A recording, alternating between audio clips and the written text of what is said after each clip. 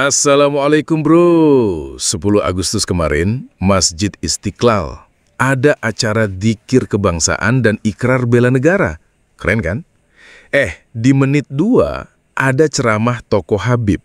Dan beliau bilang, apabila kita mau menteladani, mempelajari hikmah daripada wudhu sampai ke telinga, yang sering kita menjadi rukun dalam wudhu, membasuh kedua telinga.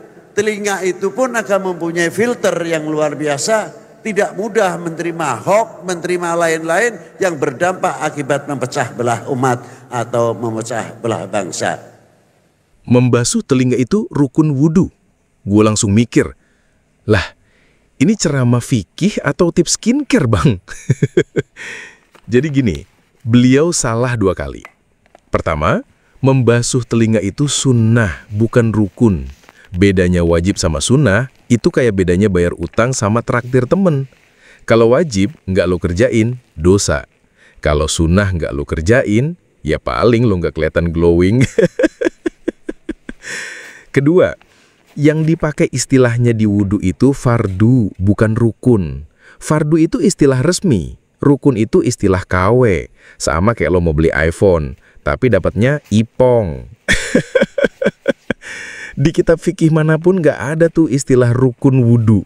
Jadi, kalau orang masih ngomong gitu, kemungkinan besar dia tuh nggak pernah baca kitab kuning. Atau baca, tapi yang dibaca cuma daftar isi. Yang benar itu fardunya wudhu. Makanya, pas ngomong fikihnya minus, tapi percaya dirinya plus-plus. Bayangin, ini orang mau jadi mursyid kamil, tapi ngajarin wudhu aja udah buffering. Gue cek nih di kitab-kitab. Syarat mursyid itu berat bro. Harus zuhud, nyambung sanad ilmunya ke Nabi, paham syariat sampai makrifat, nggak gila harta, nggak gila jabatan. Nah, kalau ada mursyid yang pas ceramah bilang rukun wudhu sama dengan basuh telinga, itu udah level mursyid apa ya? Mursyid edisi limited? Terus kalau ada ketua perkumpulan tarekat, tapi pas diganti malah bikin perkumpulan baru. Ini mursyid apa? Mursyid spin-off. Masa mursyid tarekat kok mundung kayak pemain bola cabut dari lapangan gara-gara nggak jadi kapten? Kalau ada pengamal tarekat, tapi strateginya ngirim ulama sepuh umroh, biar absen di muktamar jatman, terus dia yang nyelonong jadi ketua. Ini mursyid apa? Mursyid kudeta? Masa mursyid tarekat kok kelakuannya kayak politisi Senayan? Iya, gue lupa. Disclaimer dulu nih. Gue nggak nyudutin siapa-siapa, nggak nembak tokoh tertentu. Gue cuma kasih tahu kalau ada yang nyangkut, ya berarti kebetulan aja kan? Jadi gini lur, dalam dunia sufi itu ada 4 tingkatan. Syariat, tarekat, hakikat, marifat. Kalau diilustrasiin, syariat itu belajar cara bikin kopi. Tarekat itu mulai nyeduh kopi. Hakikat itu paham kenapa kopinya pahit. Makrifat itu udah paham rasa kopi, tapi lo minum juga meski nggak ada gula. Nah, kalau diterapkan dalam masalah wudhu dan tasawuf, begini nih. Syariat, lo tahu cara wudhu yang bener. Tarekat, lo mulai wudhu beneran. Hakikat, lo ngerti kenapa lo wudhu. Makrifat, lo ngerasain makna wudhu di hati lo.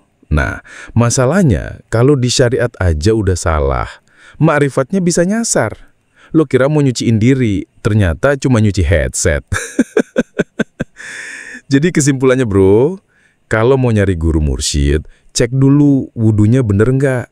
Soalnya kalau wudhunya salah, nanti yang suci cuma kupingnya doang. Dan buat lo yang masih galau sama sosok mursyid ini, gue yakin deh, di hati lo pasti udah sering muncul pertanyaan, ini beneran mursyid apa cosplay? Saran gue simpel aja, nurutin kata hati itu kadang lebih selamat bro. Jangan cuma lihat kebenaran dari yang kelihatan di permukaan. Soalnya, permukaan itu bisa dipoles, dibotoksin, di make upin. Dalamnya belum tentu harum, bisa aja anyep atau malah basi. Takbir!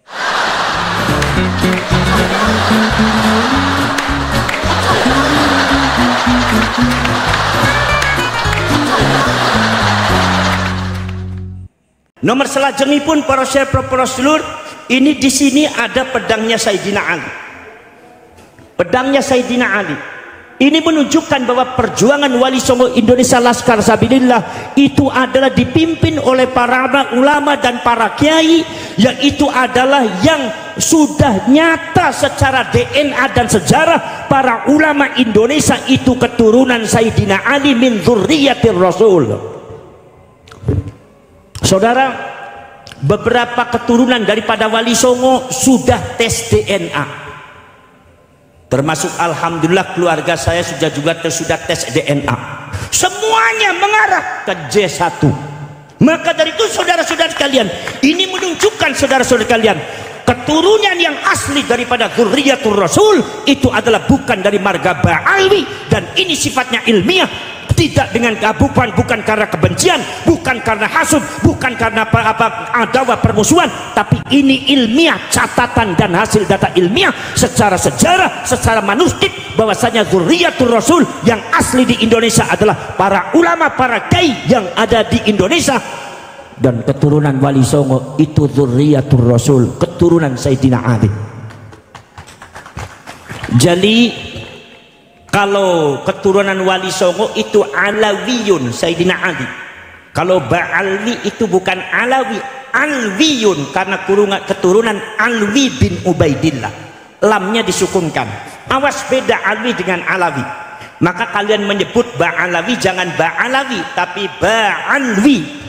Ba'alwi bin Ubaidillah, yang sekarang sudah didapatkan hasilnya bahwa Alwi bin Ubaidillah itu tidak ada catatan di dalam sejarahnya, sehingga Ki Imaduddin Al-Bantani mengatakan bahwa Alwi bin Ubaidillah itu adalah bukan cucunya Said Ahmad Al-Muhajir, bukan cucunya bukan putra dan cucunya Said Ahmad Al-Abah An-Nafat, artinya bukan cucunya Rasulullah. Itu kita harus ketegasan ada. Kenapa? Sebab penghancuran bangsa ini juga diawali dengan pengklaim terhadap mereka-mereka yang mengaku cucunya Rasulullah, akhirnya merusak bangsa ini dan merusak mentalitas daripada generasi muda Indonesia. Ini Sayyidina Ali.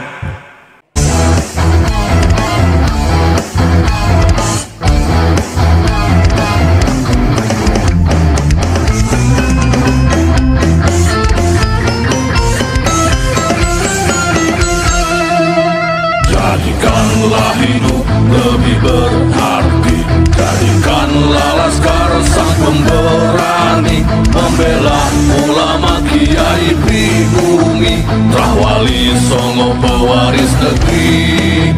Gelora jiwa ini tak tertandingi, jangan coba-coba mengganggu negeri. Ulama kami terhina, kami pun tak terima, siap jihad jadi semboyan kita. Kami adalah Laskar Sabilillah, pecinta Wali Songo dan para anbiya, pewaris peradaban Islam di Nusantara hingga berkibar bangsa Indonesia. Kami perisai para ulama, sepenuh hati korbankan jiwa dan raga. Bila nanti tertulis jihad pilihan kami, Syahid bela agama dan negara. Kami terlahir di bumi pertiwi, terpatri suci sejarah negeri, korbankan darah nyawa leluhur kami. Jangan kau coba rubah dan kau pecundangi.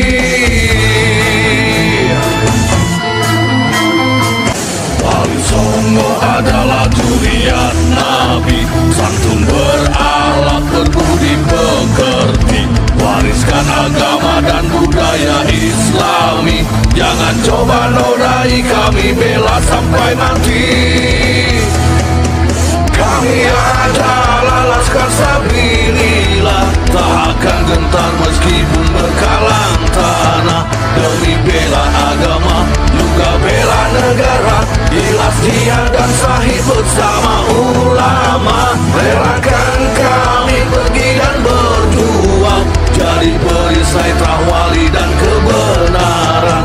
Meski harus berkorban nyawa satu ibadah, demi kebenaran menang dan ditegakkan. Kami adalah Laskar Sabilillah, pecinta Wali Songo dan para anbiya, pewaris peradaban Islam di Nusantara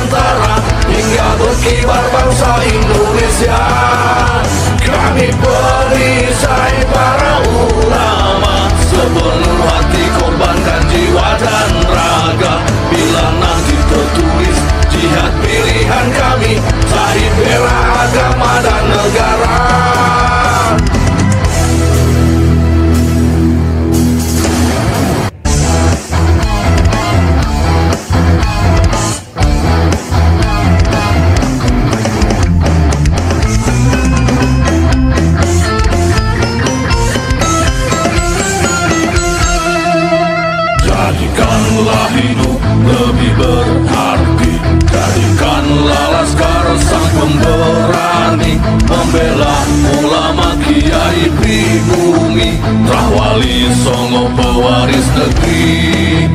Gelora jiwa ini tak tertandingi, jangan coba-coba mengganggu negeri.